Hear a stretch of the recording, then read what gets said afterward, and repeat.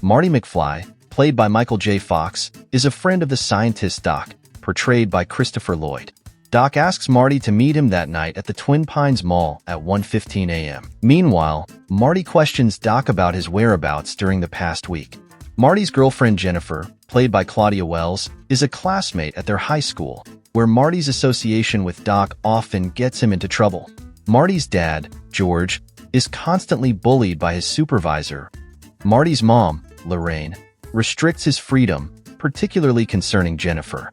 The town clock tower stopped working after being struck by lightning 30 years ago. Marty has siblings, Dave and Linda. Lorraine shares how she met George when he was hit by her father's car and was brought home. She asked George to prom out of sympathy, and after he kissed her at the dance, she decided to marry him. At 1 a.m., Marty heads to Twin Pines Mall to meet Doc, who arrives with his modified DeLorean car. Doc demonstrates that his car is a time machine powered by plutonium, operating when reaching 88 miles per hour. He confesses to acquiring the plutonium from Libyan terrorists under false pretenses.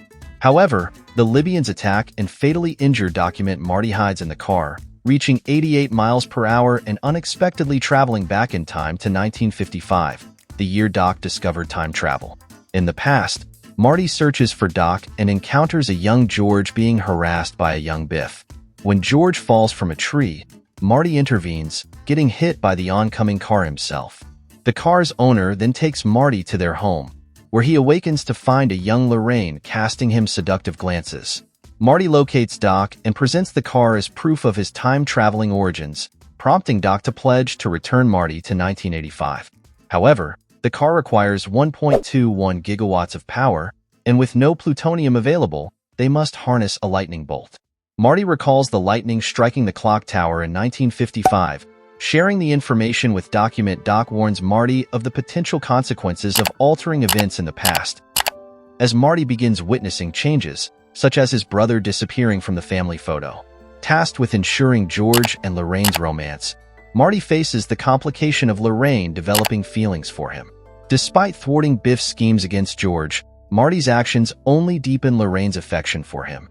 To remedy the situation, Marty suggests a plan where George can heroically intervene. As the night of the dance and the lightning strike approaches, Marty discreetly leaves a note in Doc's coat, detailing his demise at the hands of Libyans in 1985. While with Lorraine, Biff aggressively intervenes, snatching her away and subjecting her to harassment. George rushes to her aid, mistaking Biff for the rescuer at first, only to find himself in another humiliating situation. Despite this, George musters the courage to incapacitate Biff. Meanwhile, Marty reunites with Doc, who has rigged a cable from the clock tower to the car to power it. Marty accelerates the car to 88 miles per hour just as lightning strikes, propelling them back to 1985. Upon their return, Marty discovers Doc seemingly injured, but relieved to be unharmed, thanks to the bulletproof vest inspired by Marty's warning. George and Lorraine return home joyfully from a tennis match, with Lorraine inquiring about Marty's camping plans with Jennifer. Marty's revelation about the car's destruction sparks a commotion until George reveals that Biff is outside, unexpectedly tending to the car, a BMW.